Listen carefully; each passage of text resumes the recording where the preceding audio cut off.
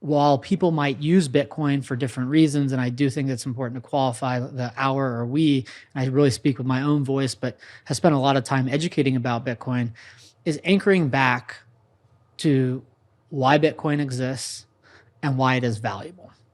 Because in the ups and downs of Bitcoin, I like to think about Bitcoin's price more as purchasing power. But that whether Bitcoin's going from 20K to 3,000 or 3,000 to 70,000 or 70,000 to 20,000, that Bitcoin was designed to be a better form of money. And it might not act or move on a day-to-day basis or be used on a day-to-day basis like other currencies that people are more commonly used to, but it's designed to be a better form of money. And the way that it delivers that mechanism principally is affording a form of money that simply can't be printed. And that if we're re-anchoring to the mission, it is we're living in a world where inflation is rampant. Central banks are diverging in their approaches to solving the problem of inflation. Ultimately, my view is they've created the problem of inflation and they cannot solve it. The only thing that can is Bitcoin. That is why it exists. And that when I simplify it for people, it is there are multiple currencies in the world. Only one has removed the need for trust, and only one has afforded people an option to opt in voluntarily to a form of money that can't be printed and that is controlled by no one. That is the why of why Bitcoin exists. It's also why Bitcoin is valuable. And I always anchor to that. Bitcoin's going up or down, and people always ask me the question like, I thought Bitcoin was supposed to be an inflation hedge. Why is it going down when there's a lot of inflation? But I always have to root people in all fundamental value, in my view, is derived from the fact that there will only ever be 21 million Bitcoin. Now that it also so happens that that is only possible so long as Bitcoin is permissionless, that anyone can join the network. It is resistant to censorship. That 21 million is tied to that concept of it's also permissionless to send Bitcoin to anyone from anyone, and that censorship at the protocol level is not possible. Those things go hand in hand in my mind, but that fixed supply, that being able to opt into a form of money that can't be printed is the fundamental value proposition. That is hard for people to understand. So it doesn't matter what the Fed is doing or what the ECB is doing or what the BOJ is doing. It really doesn't matter what is happening in the fundamental inflation mechanics of those currencies that have been printed in significant form, because Bitcoin adoption happens as people learn and understand Bitcoin. And those two things are often attached. Sometimes they collide. When the Fed printed $3 trillion in 3 months in 2020, a lot of people figured out Bitcoin then. So they are related, but they are also not perfectly correlated. Okay, so why can't they solve the problem of inflation? Is it the incentive models of those who make the decisions? Is it the political cycle? I would say they can't solve the problem of inflation because they are the source of inflation. When I say they, I'm talking specifically about global central banks that control the supply. That is one fundamental distinction when I talk about the distinction between Bitcoin being a form of money that can't be printed and a form of money that can. The central bank fiat currencies not just are printed, but are printed persistently, chronically, however you want to describe it. But the other key distinction between it is a trustless system in Bitcoin versus a trusted system, that there is a central group of people that control the supply of dollars, euros, yen. And what they have shown empirically is that they have no other mechanism to manage the economy other than create more money and then for periods of time subtract the amount of money in the system. That, in my view, that trust has already been broken. When we think about, food being 10 to 15% more expensive, if not higher, gasoline prices 25% higher than a year ago, all of that is related to the fact that central banks printed trillions of dollars over the course of the last 3 years, but extending back to the great financial crisis. All inflation, monetary means, comes from the fact that historically a lot more dollars, a lot more euros, a lot more pounds, a lot more yen have been printed. Now, to the question of why that has to persist, it is because their entire systems, the Feds, the ECB, the Bank of Japan, the Bank of England, their entire system is based on a debt fueled bubble. Their whole system is credit based, and the underlying currency that they produce digitally has to be printed, otherwise their entire system collapses on itself. Because functionally, for 4 decades, over the course of early 1970 to the great financial crisis, they slowly introduced more money in order to allow existing debt levels in their credit systems to be maintained rather than to be restructured. That created a massive and unsustainable credit bubble. And the only way for that system to subsist into the future is for them to print more and more money. And in either scenario, whether they print money or they don't, the economic engine collapses. It either collapses because they print too much money, or as we're seeing now with the Fed, as they're trying to rein it in, they've already. It's basically like the difference between pulling on a thread and trying to push the thread back in the hole. And do you see a scenario where we're about to see another significant print? Because there are divergent opinions on this. Some people, who was it who was saying the other day? I mean, there's a lot of people that are on in the camp of a print coming soon, but I mean, people like Jeff Snyder, I don't think he thinks there is. He doesn't, but Greg Foss does, doesn't he? Yeah. Do you have a belief that we have another print coming? Is it inevitable? It is inevitable, and that's also how I think about re-anchoring. Price is going, the price of Bitcoin, purchasing power of Bitcoin is increasing, decreasing. The thing that is inevitable is that there will only ever be 21 million Bitcoin, and that is enforced on a trustless basis. Only because it's decentralized and continue to become more decentralized over time. And that as a certainty, whether it's a week from now, a month from now, 6 months from now, a year from now, potentially a little bit longer, but probably not beyond that, but inevitable certainly, is that the Fed and all central banks are going to have to print more money. And that dynamic is governed by the fact, and I always like to anchor people in hard numbers that aren't difficult to calculate. I usually focus on the Fed because I'm based in the United States. I'm more familiar with them. But today, approximately $90 trillion in dollar-denominated debt exists, and about $9 trillion exists in the banking system. Now, what that equation looked like during the great financial crisis, there was $52 trillion of dollar-denominated debt, and only about $350 billion in the banking system. There were about $1 trillion total.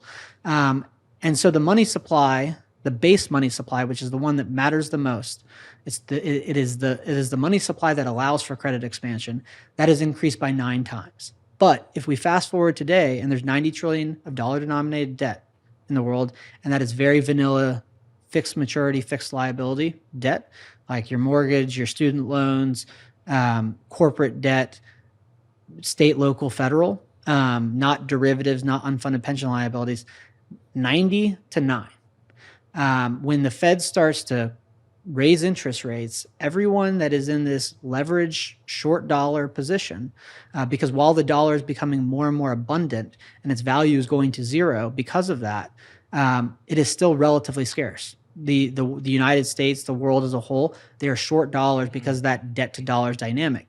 That is the same thing that guarantees or dictates that they will have to print more dollars, because what happens is, as the Fed, quote, tightens or raises interest rates, the world figures out that they're far more than just a dollar short, and they start to scramble around to find dollars to pay dollar denominated liabilities. Now, not every dollar denominated liability is due tomorrow or the next day or in a week or in a month or in a year, but they're due. And as that financing condition becomes tighter, everyone starts to scramble. And as they do that, they're effectively causing the credit system to start to collapse on itself. And then what has to happen from the Fed's perspective, this is what happened in 2009. It's the same thing that happened in 2020, and it will be the same thing, whether it's later this year or next or the next, is that as that credit system begins to collapse, they will have to supply it with more dollars. Otherwise, it's sure extinction. If they print more dollars, it has the potential to kick the can down the road, but it's damned if you do, damned if you don't. They created this incredibly, basically this unrecoverable system, and it's something that is not repairable. You can't repair the legacy system. And what Bitcoin is doing is it's saying, That system is broken. Somebody or some group of people thought of Bitcoin, executed it, people started to learn about it, contribute to it, adopt it. But what it is functionally doing is replacing a system that is irreparably broken. But do we know how it breaks if they didn't print? What is the scenario? How does it play out? How does it break? Well, so the way that it breaks, if they do not print, think about the equation of $90 trillion of dollar-denominated debt Default. and $9 trillion. If they do not print, that as the world figures out that these debts can't be repaid, that there aren't just defaults, but there are waves and waterfall effects of defaults. The one default functionally causes the next.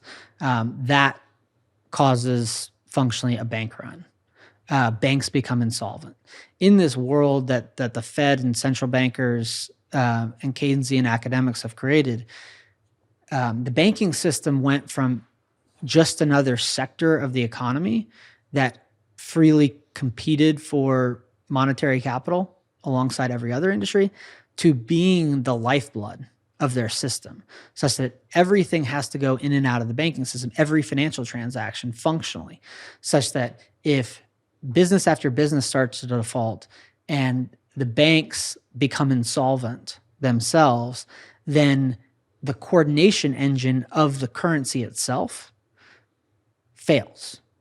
That means goods and services not being delivered to market, gasoline not getting to gas stations, not necessarily holistically, but the impairment of that ability, less food on the shelves at grocery stores. So as there's more and more money, as that's actually more abundant, and the delivery of goods and services becomes more and more impaired, you have more money competing for fewer goods and services. And there are certain things in the economy that are inelastic. And when I talk about inelastic, I'm talking about food at the grocery store. It doesn't matter if you have a job or not, you need to eat to survive. It doesn't matter if you have a job or not, you need gasoline to get to a doctor or to wherever you're going in a day. If you want clean water at your house, you want plumbing, you need power. Those goods are inelastic. And that as that function breaks down, the ability to get those services becomes harder and harder while the same amount, if not more money exists. And so as that function of the credit system collapsing, the ability of those companies that may become insolvent to deliver services become impaired. That has knock-on effects, creates a run on the bank because the banks and their solvency becomes in question. They're the ones who have issued all these loans that run on the bank. And then ultimately the whole coordination engine just collapses. And that's the dollar hyperinflates in that scenario. So it's like if they print, they likely kick the can down the road. If they don't, the system collapses far faster.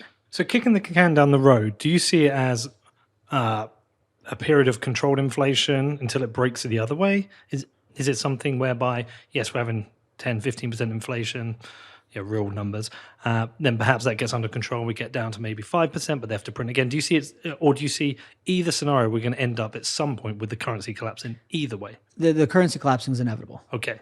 Yeah. But could that be something decades away? It could be. It's impossible to predict. And that's why, when I think about a framework of the future of Bitcoin, of what's going to happen with fiat currencies, the collapse is inevitable, and Bitcoin emerging as the currency that facilitates not just the vast majority, but practically speaking, all of the world's commerce, to me at this point is inevitable. And we can talk a little bit about how I think about that. But the legacy system is broken to a point that it can't be repaired, and that the root of it, right? Like if you anchor to something that is a fundamental fact that cannot be altered in this world, it is that the cost to produce $1 is zero. The cost to produce $100 million is zero. The cost to produce $1 trillion is zero. Cost to produce $5 trillion is zero. It's the same equation for the bolivar. Cost the Venezuelan government zero to print trillions of dollars. It functionally or marginally. Same for the ECB, same for the BOJ. That is the fundamental fact that the cost to produce money is controlled by The control is in the hands of a very few number of people. And they've already done it to such an extent that the Pandora's box was opened, and it put themselves in a situation where it allowed this unsustainable debt bubble to metastasize, or to become a bubble in the first place and then metastasize from there. And at the same time that exists, because the two things are related, there is competition now, meaningfully for the first time. Since fiat currencies emerged, there is, for the first time in Bitcoin, a meaningful alternative to, if you were sitting there in the world and you recognize that it costs zero to print $5 trillion, and not just that that is true, but that they do it and that they have to do it. And here's this thing, Bitcoin. It is trust versus trustlessness. It is printing trillions of dollars for zero cost versus a fixed supply that cannot be printed, but are issued based on a consensus set of rules and by proof of work. A versus B. It's A versus B for all 8 billion people in the world.